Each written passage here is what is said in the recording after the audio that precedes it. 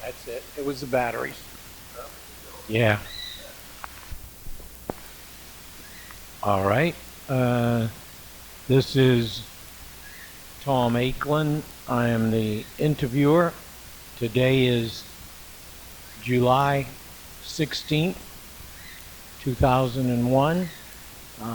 This is being done with Harvey Sbisa for the University of New Orleans to be put into the library at UNO, the Earl K. Long Library in the archives, for historic preservation and information about various subjects in Lacombe and the surrounding area.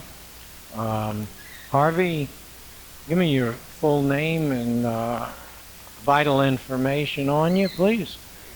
My name is Harvey E. Emil Sbisa Jr. That's S-B-I-S-A, phoneticized as S-B-E-Z-A. It's an name of Italian derivation.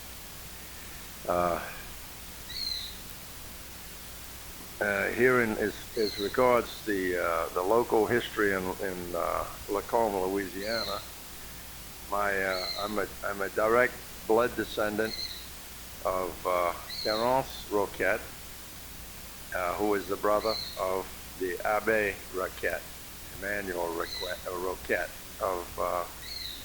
of Lacombe, Louisiana, the renowned Creole poet of this area, this part of the world, actually. And I'll start off there with my grandfather, my great-great-great-grandfather, Terence Roquette, married a lady named Amy Favre. I have some notes somewhere that my grandfather did. He was a barrister or a lawyer back in the early part of this century, and he found in researching the Roquette name that Amy Favre was really Farr, P-H-A-R-R.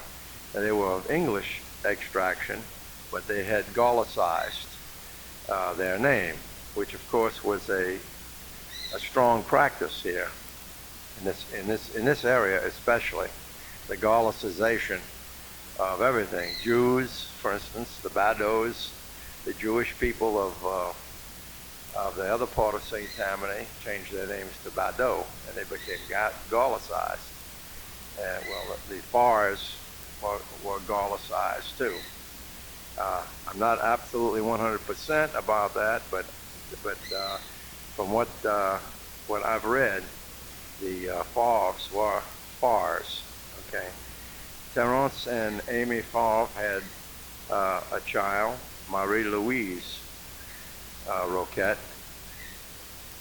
She later married a man, a French Creole. I believe he was born in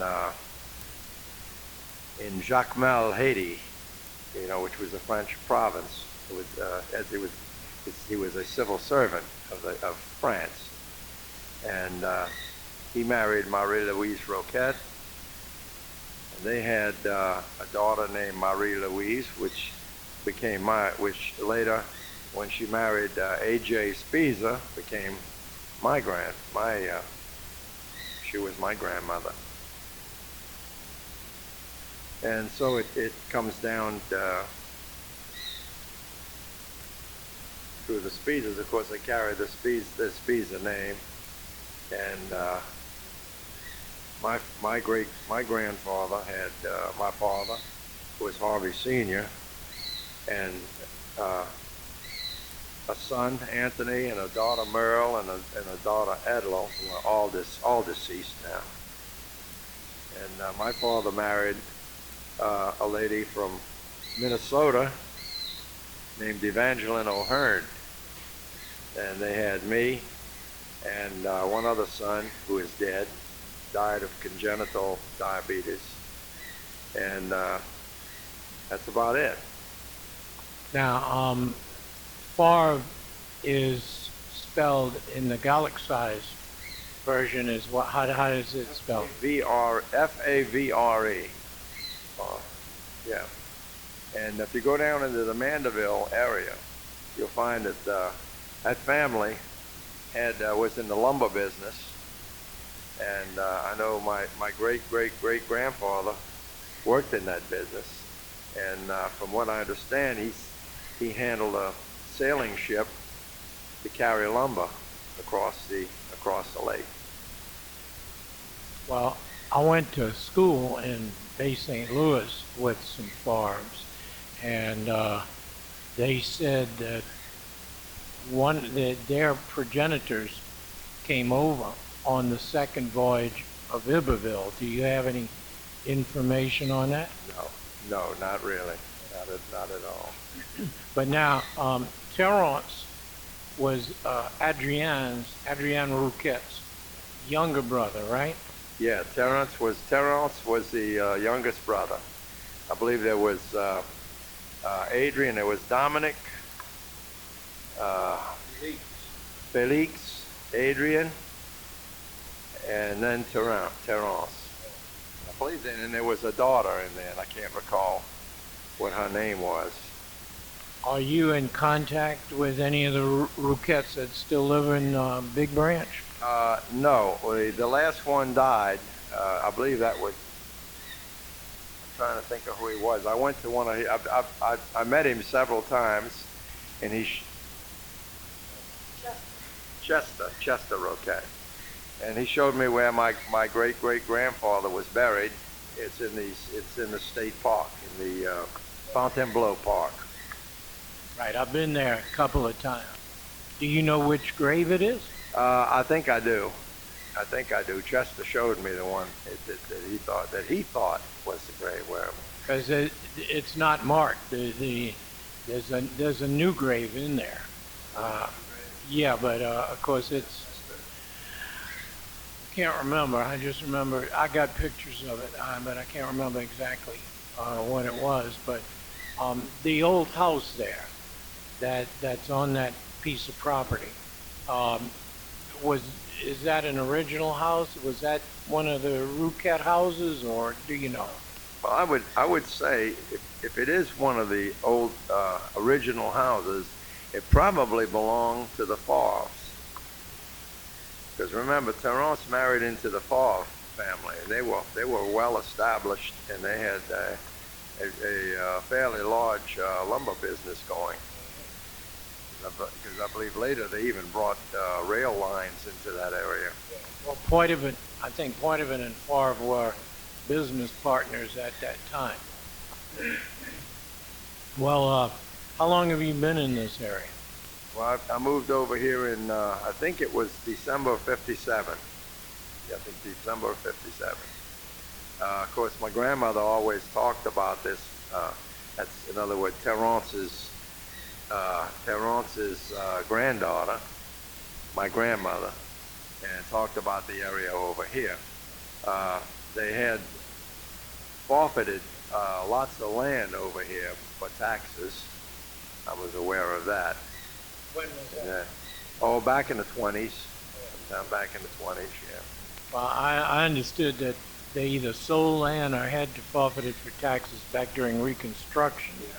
Yeah, well, that's a sore subject, I would imagine, with a lot of people, because the carpetbaggers came into this area real fast and furious, and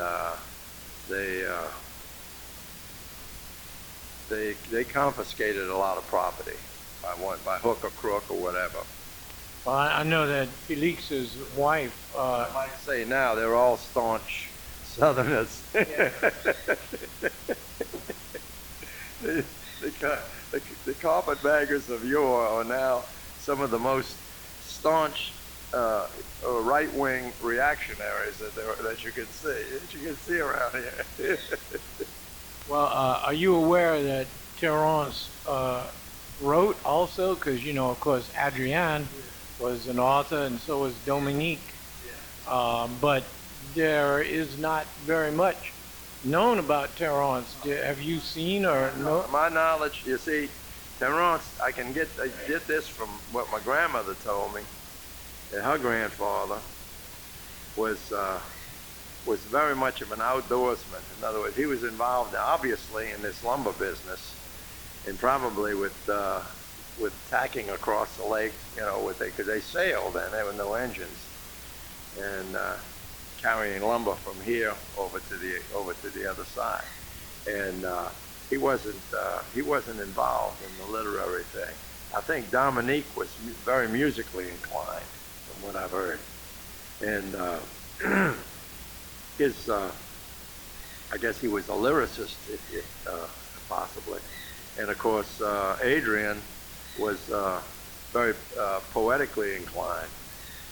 And I do know that I don't know where they are or what, but there are letters.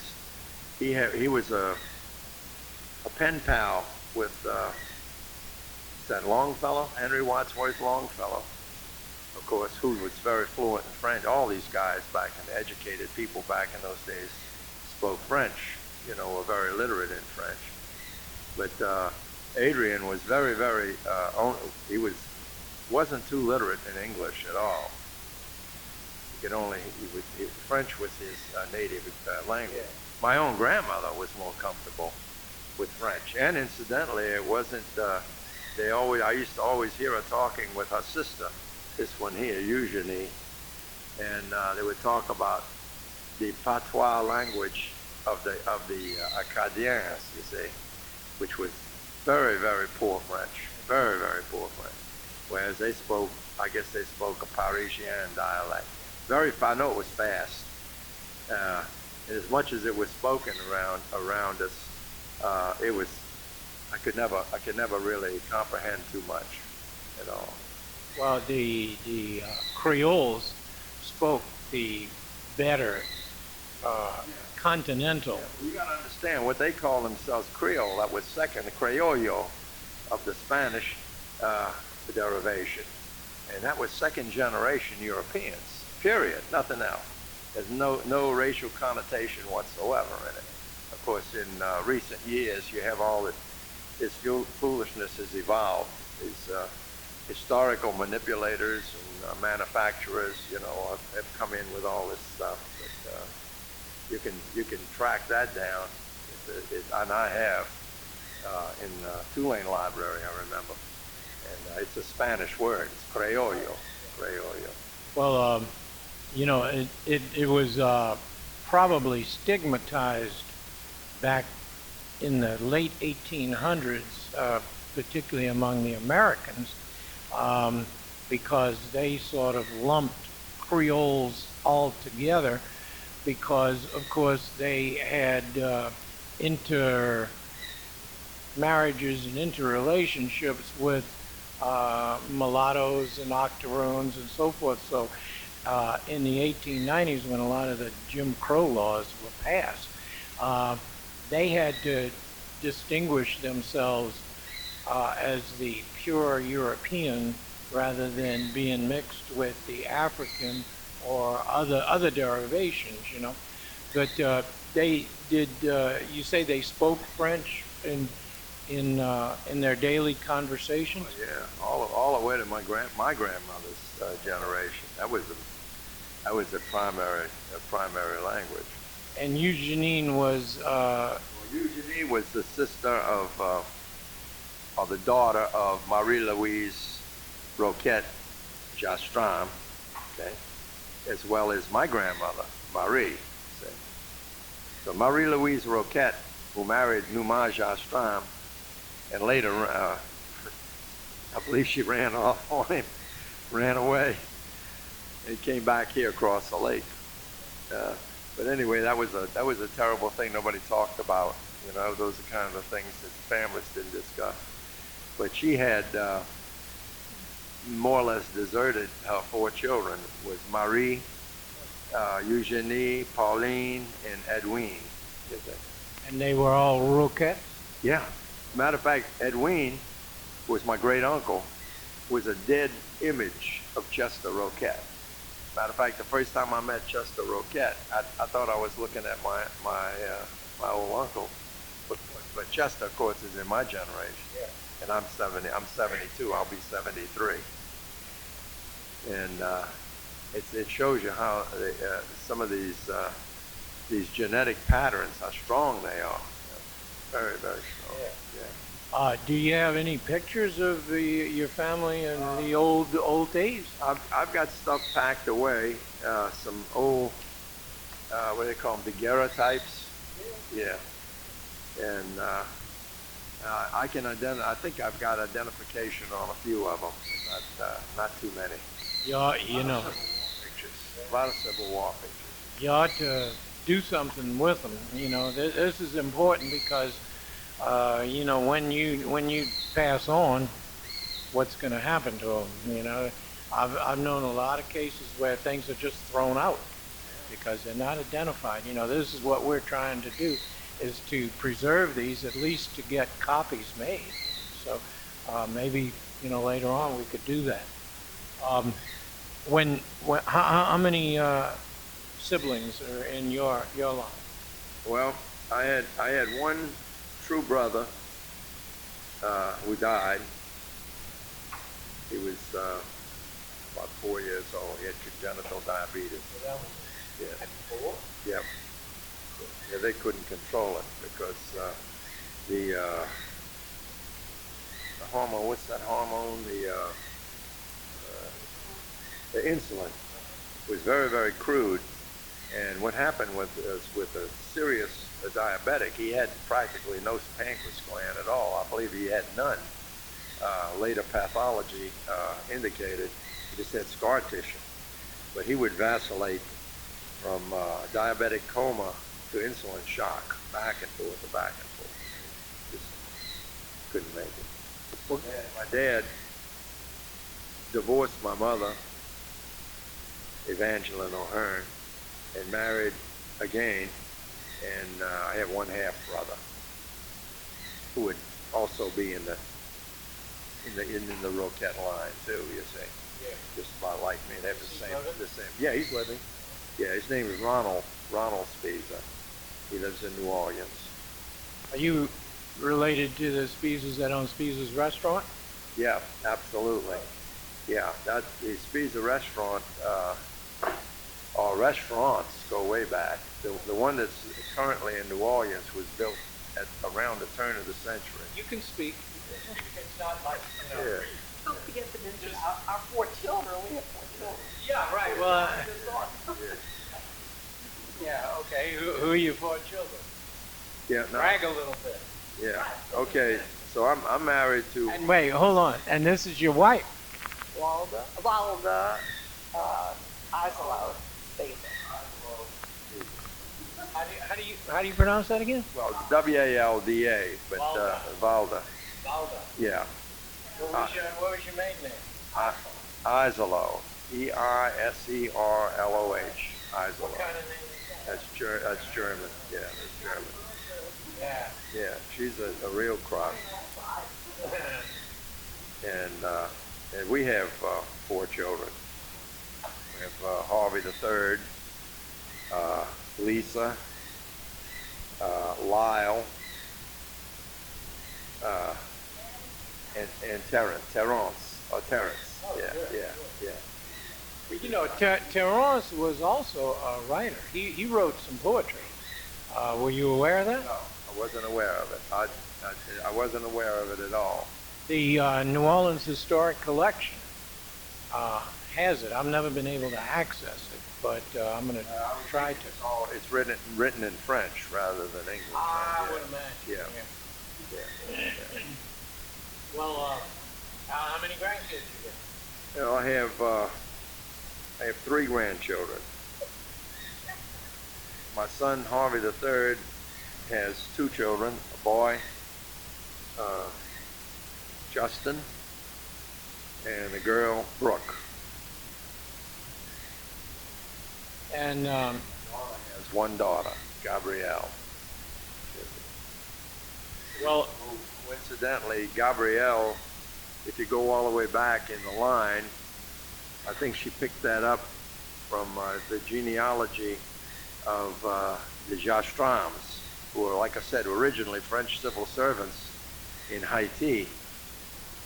And they had a Negro uprising there. I think it was called a Toussaint Louverture. the emperor.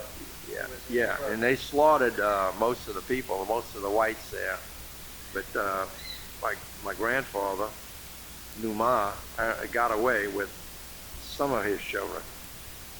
Well, now, there's a Numa Rouquette buried in the cemetery on the Trace there, in back of the old Cousin I house. don't know how popular Numa was, you know, the name Numa, but it came from, he was named that over in France. He was born in France. Marie-Louise Rouquette's husband, in other words. And, no, I'm sorry, excuse me, that's where Gabrielle comes in. Gabriel Jastram was Numa's father. He's the one that had escaped from Haiti. And in Tulane, I gave a paper written in French to Tulane. They have it, which described the slaughter, you know, the slaughter of the whites in Jacmel, Haiti at that time. And in it, it was a document addressed to the Commissariat of France, requesting that he be allowed to stay in New Orleans so he could go back and check on his wife and the rest of the kids.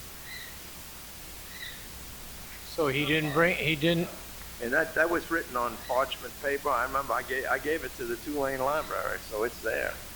so it was a document describing the uprising? Yeah. And, yeah. It was his own. It was in Gabriel Jastram's handwriting, and it was addressed to the French consul, or I think they call it commissariat, in I guess in Washington.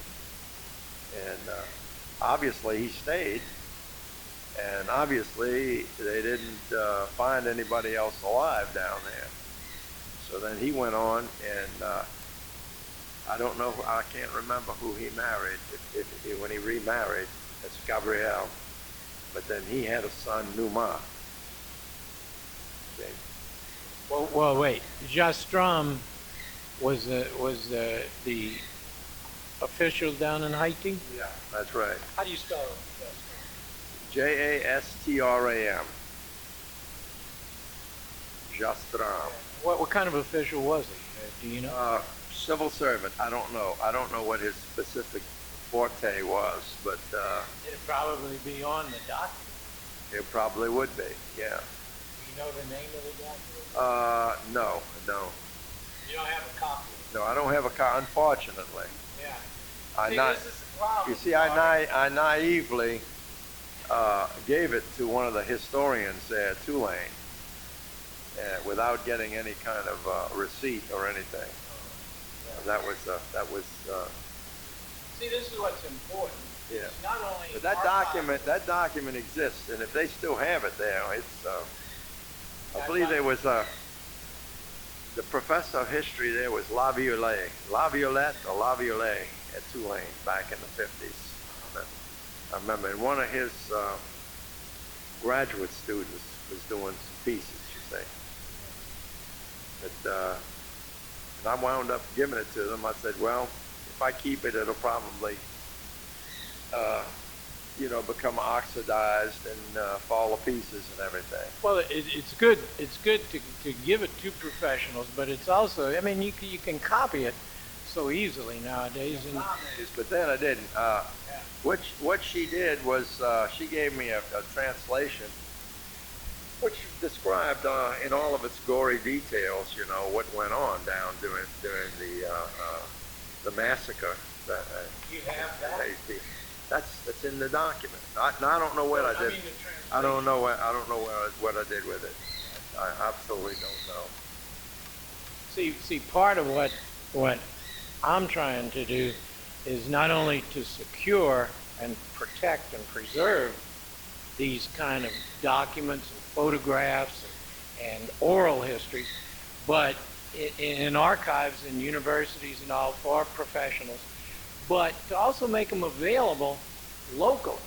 I like to see, I hope like this tape and things will be available in the local libraries so that people, it's intimidating to have to go through the bureaucratic process of going to university and doing research. It's hard even for people who are interested, but just for the average person, if they could go to the local library, and get access to this stuff, that's what's important. That's what keeps it in the minds of I would people say today. anybody that wrote back that period that took my document, probably it's cited in some bibliography on the history of the uprising in Haiti in 1804 or 05. No, it was 1700.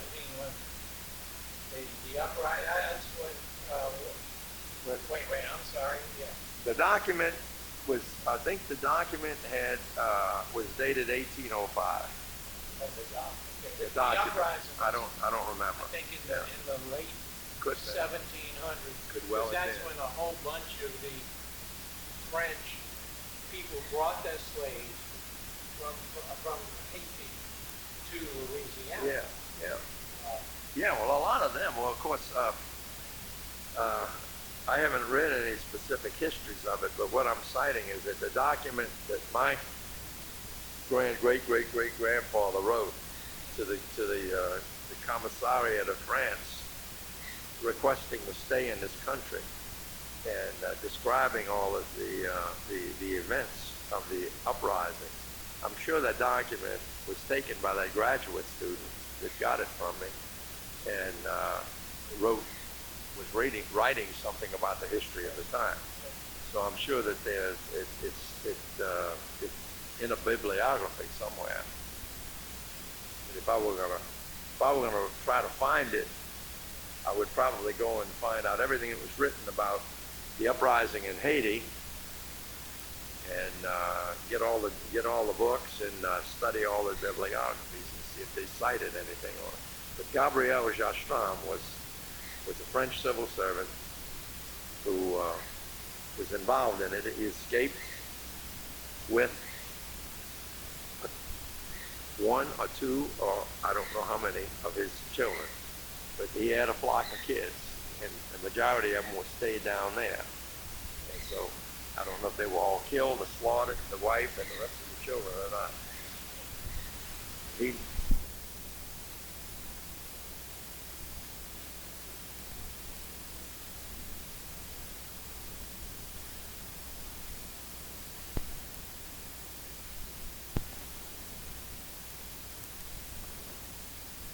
Numa may have been born in this country. Numa may have been born in Haiti and brought by his father, Gabriel, to New Orleans.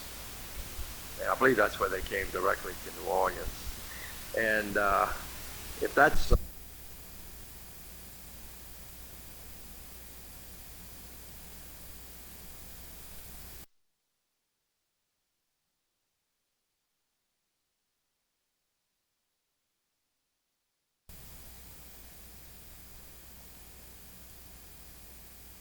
and then the issue from there.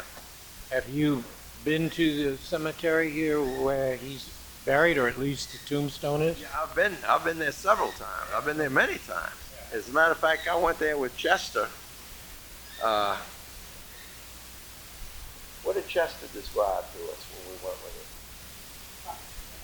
But he knew his. He was from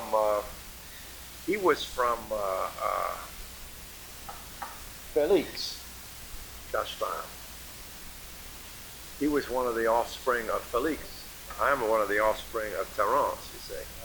So Chester knew where his great-great-grandfather was buried. But he knew that mine was buried there too. But It's interesting because, you know, in the cemetery there are a lot of graves that are unidentified. Now, Peter Cousin says he knows who's where, and what we want to do is make a survey, you know, and draw it you out. talk about some racial blendings now.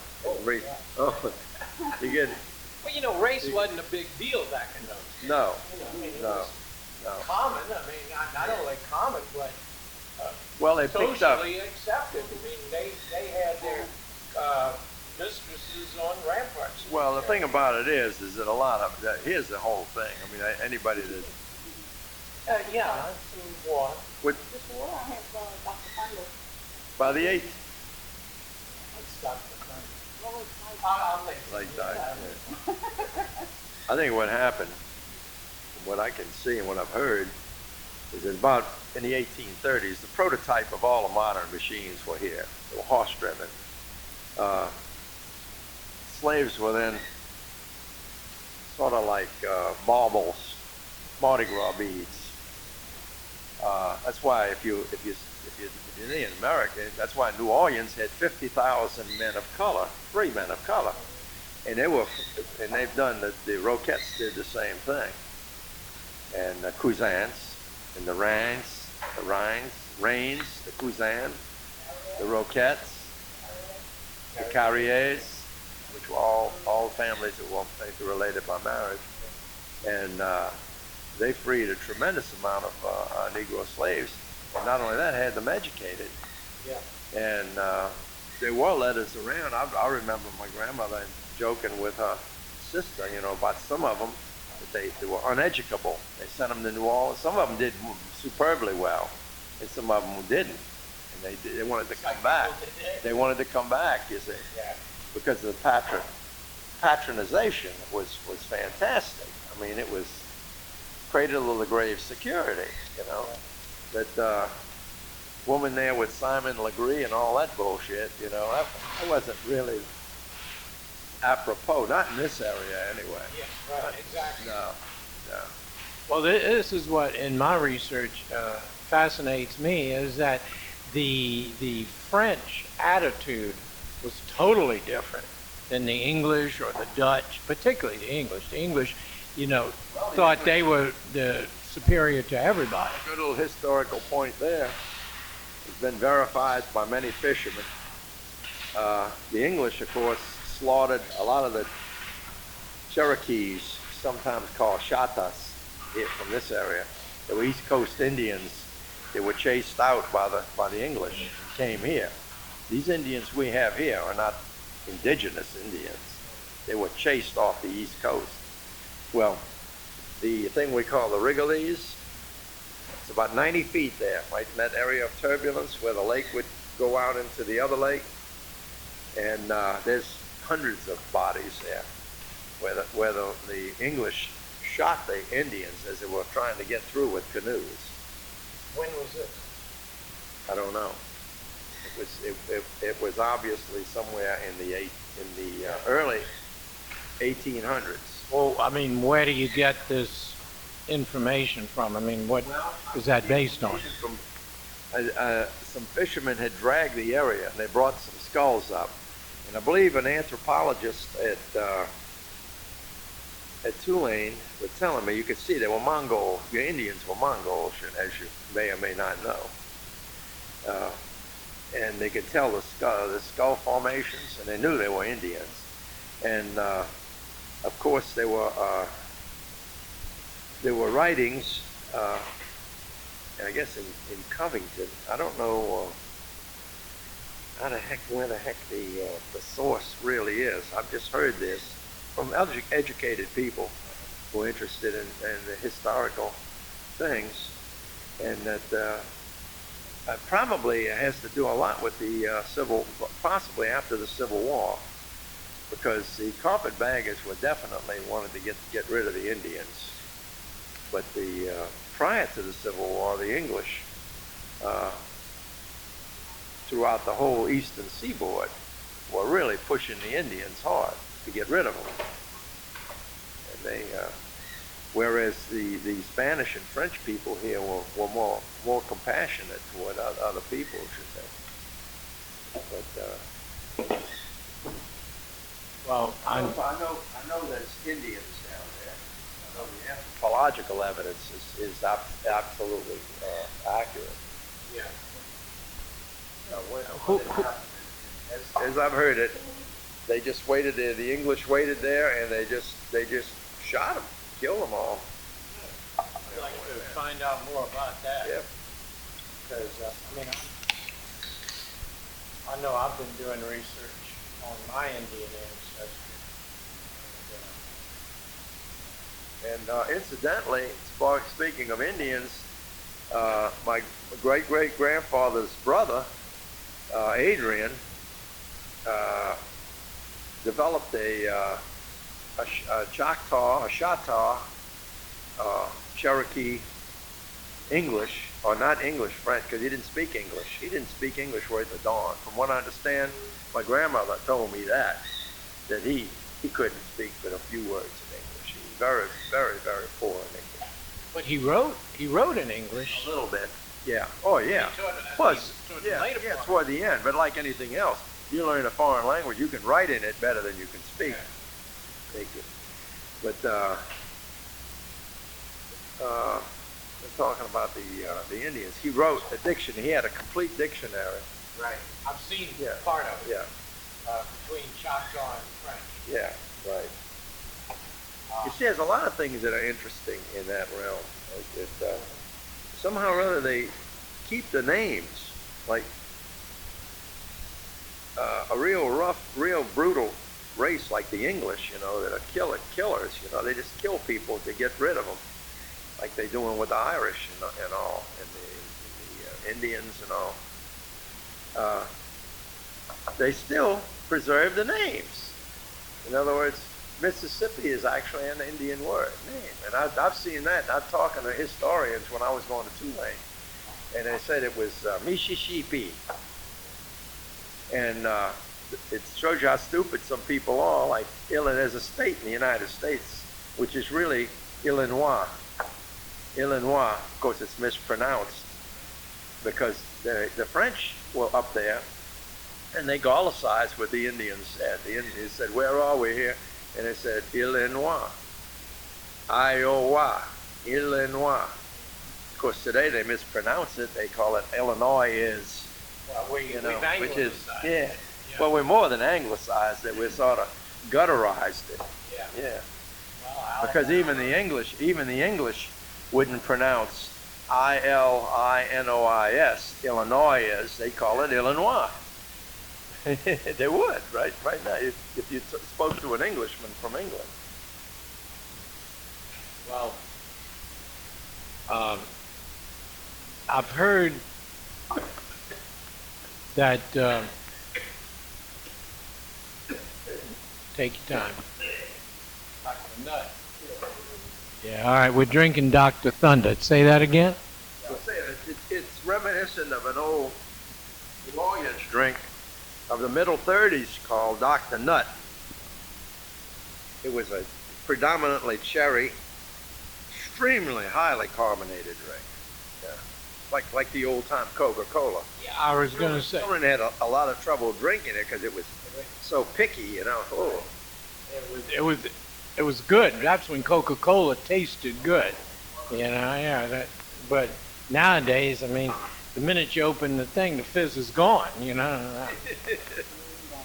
You know, with all the science and technology, though, people seem to ignore certain very simple physical principles, like plastic.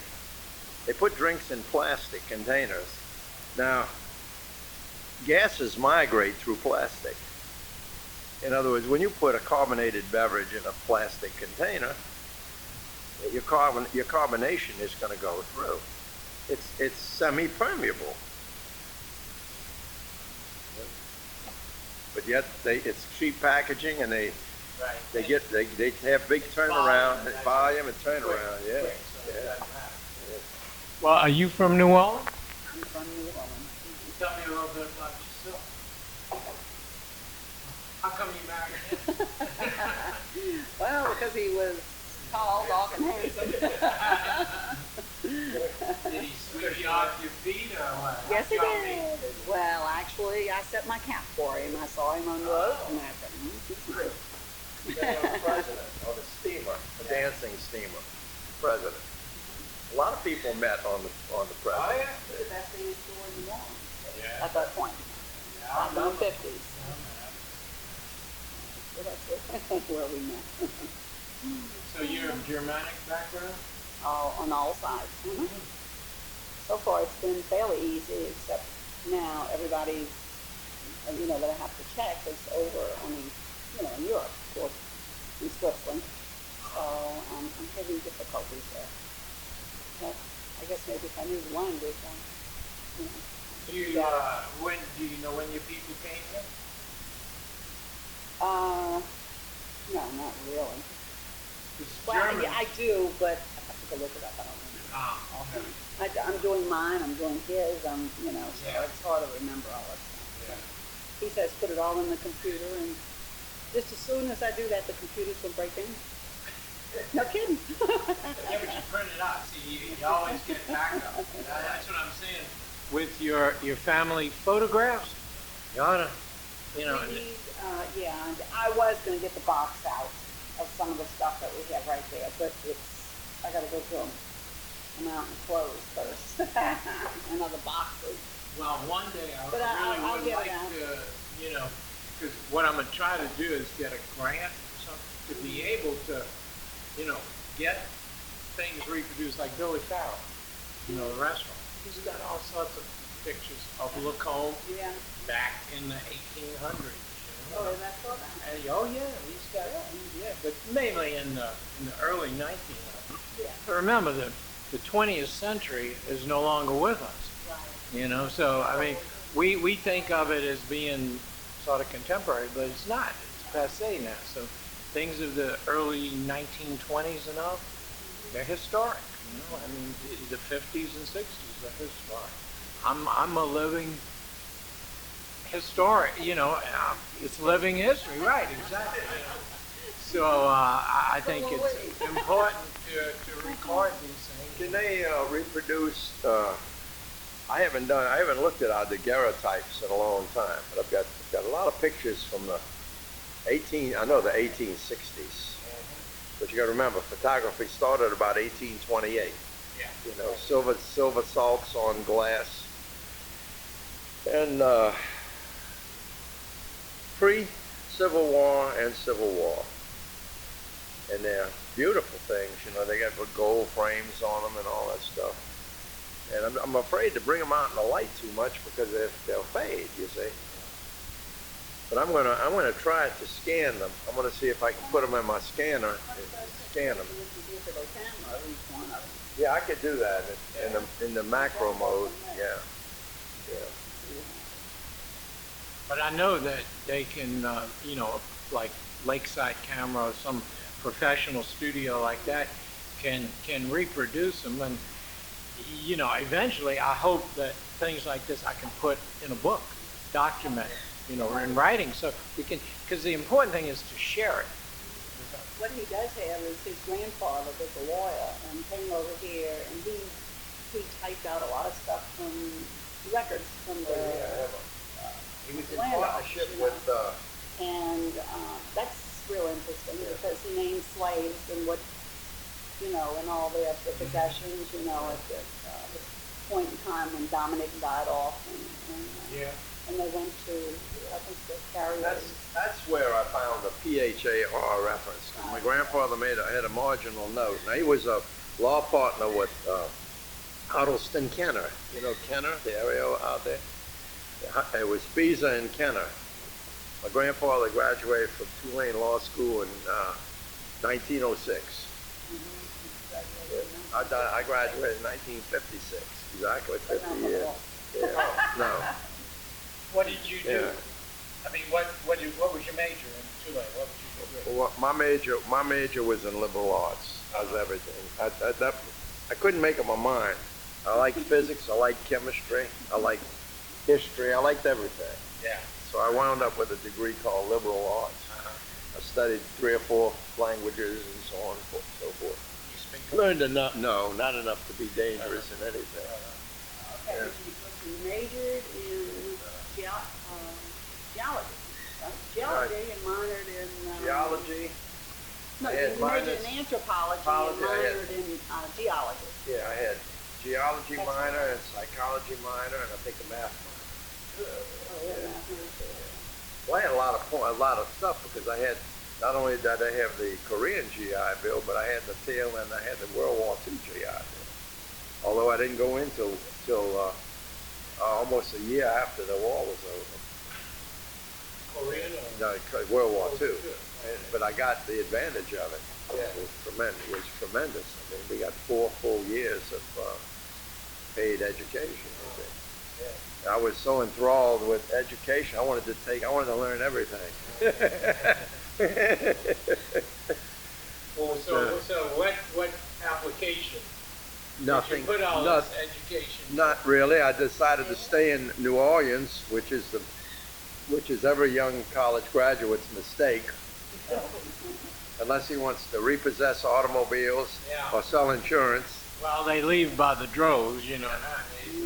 Well, there was nothing. Well, it never really has been any essential manufacturing or anything going on. Yeah. Even the railroads would just barely touch this area. The only heyday we had was during the time of Etienne de Boré, you know, when we were the sugar capital of the world, when Audubon Park was the manufacturing facility for sugar. And ships were coming in from all over the planet. So what did you do then? What was your? Well, let's Tell me see. about your your professional. I repossessed automobiles for General Motors. Then I went into geophysical business. I became a geophysical computer. That's before computers were invented. But what we did was we interpreted seismograms, and I got involved in developing what they call velocity charts. In other words, the rate of speed that sound travels through strata in the earth, and it was quite intriguing. I liked it. I liked it a lot. You worked for an oil company? No, I worked for a company called the Western Geophysical Company. They did seismic interpretation for oil companies. Yeah. But then they wanted me to move, and of course, being a native New Orleanian, leave New Orleans? Oh, I was offered a job with IBM when I first graduated. I passed a series of examinations they had when they were building the first stored program computer. It's in logic, because I took a lot of logic. I took a logic course. The thing they wanted. And they offered me a nice job to move to New York. We're building the first early warning systems, the first tube-type computers. but we didn't want to. I said, I'm not going to work on Lee Circle with IBM. They said, no, you got to go to New York. So, It's hard. It's harder for women to leave their family than men. Yeah. New Orleans is crazy. I mean, everybody wants to stay. You know, I figured, well, I was in the service for 6 years. I didn't want to travel around. I've been all over, you know, a lot of places. And I was in the Navy. As what? I was a radio, an intercept operator. We did radio espionage. Yeah. I was a petty officer, third class petty officer. Yeah, I was in the Creole all through it, the whole thing. Were you served on a ship or? No, we had bases in Japan. We had our antenna systems set up there, and Aleutian Islands and so on. So you never left New Orleans at all? Huh? No, not except for the 6 years I spent in the service. Yeah, that's what I'm saying. If you wanted to stay in New Orleans, you had to pick with the chickens. But they were good jobs, and a lot of us were quiet. That would have been a marvelous job with IBM, but I just didn't want to move. So stayed here. I worked for geophysical companies, several of them. One of them wanted to go to Kenya right at the time when the Mau Mau was killing everybody over there. And I said, no, I don't think I want to go there. Well, that may have been a wise And I was offered a job down there to teach English to Spanish kids in Chile. And we decided we didn't want to go to Chile. What made you come to Lacombe? Mainly because of the relationship with the fact that my grandmother mother was from here, you see. And they said, well, I wonder what it's like over there. And we saw an ad in the paper. Mr. Walton had an ad in the paper. Leonard Walton. Yeah, Leonard Walton. He just died recently. And we knew about it, and I knew my grandmother, my great-grandmother was from over here, my great-great-grandfather and all. You also went to Tulane with husband, yeah. Yeah, I went, and they were living over here. You used to visit them. Yeah, we used to visit over here. And I said, well, this is where my great-grandmother was from. And anyway, it was getting terrible where we were in New Orleans. We had we lived on Lake Avenue, which was the entrance to West End. And that's where everybody lived it up. You know, it was a real raucous place back then. You know, we had all the seafood restaurants, you know, and the My Club and all that Right. stuff. My uncle had a restaurant out there. And our kids had nobody to play. People were throwing bottles up on the gallery, and the banquet was all covered with glass all the time. You know, and I said, well, we need to get out of here. And I saw that ad in the paper over here, so For this cycle. yeah, It's that old home. yeah. So it's still back. Yeah, it's where we lived when we first came in. Not there. Okay. All right. It's a shrine. I just let it there until it deteriorates into the How ground. old is it? I mean, it's Well, it was built back in ¡45 by on a weekend by a butcher. Who owned it? Oh, well, it's built. We might nail a board here. We might nail And you're like, well, let's put a board here and put a board there.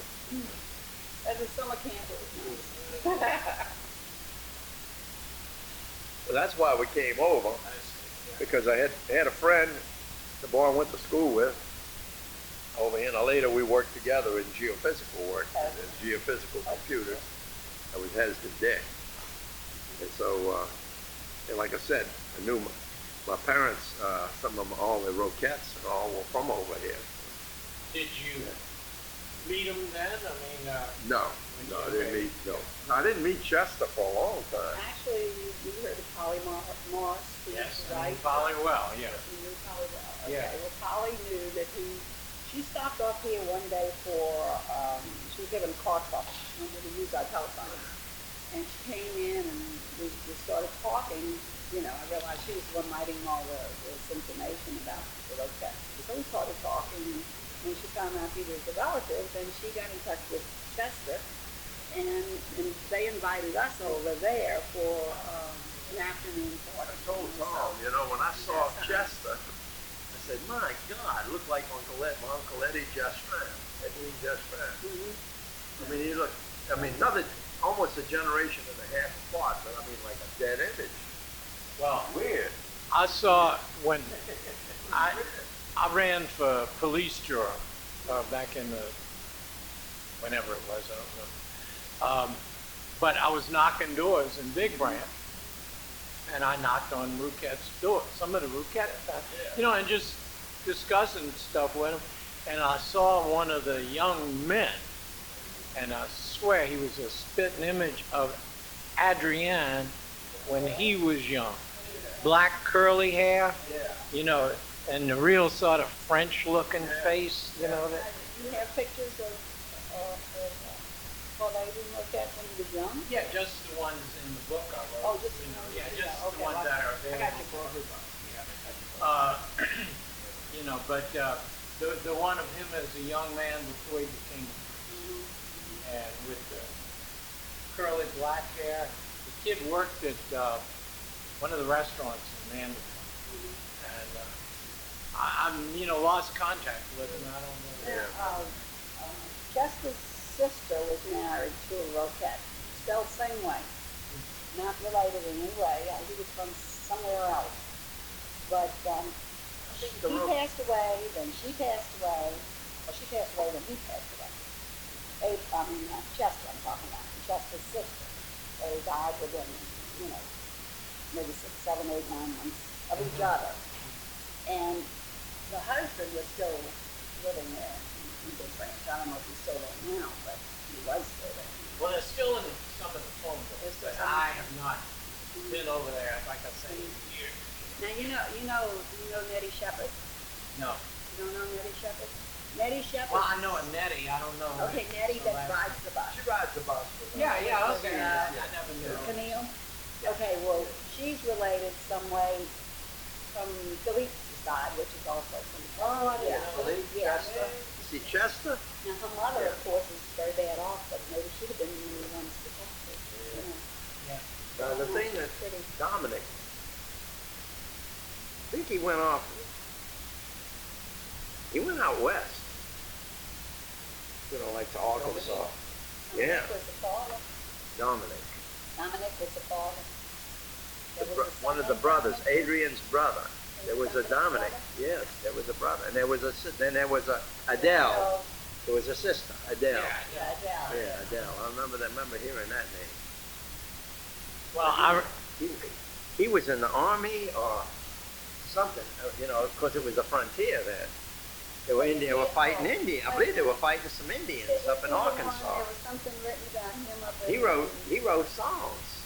That's Was the he the thing. one that went up? Yeah. That was up in Fort Smith, Arkansas. Yeah, that's it. That's Fort Smith, Arkansas. And that was There's some other information. That was Dominic. Get out and Dominic. Make a copy for you. yeah. It's just easier to make copies for you than drag all the stuff out in front of you. Right. Well, that's the important thing is getting copies made because God forbid, but if you had a fire or If we died off, and Exactly. my daughter-in-law, you can read that on there. My daughter-in-law came here, she'd pitch everything. yeah, and I've seen this happen time and time again. I don't think Dominic had any children. I don't know if he was even married. Felix was married. He married Terence Delphine. was married. Yeah. Yeah.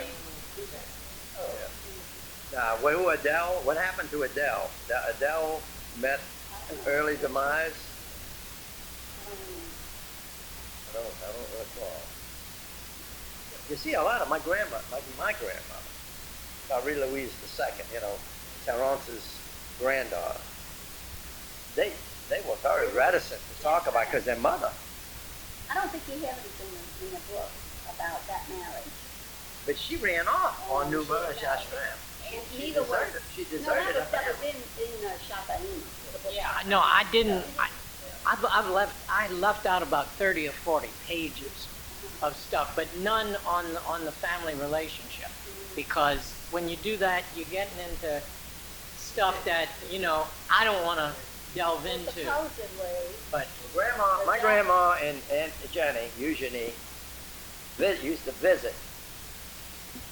But her name, she changed her name,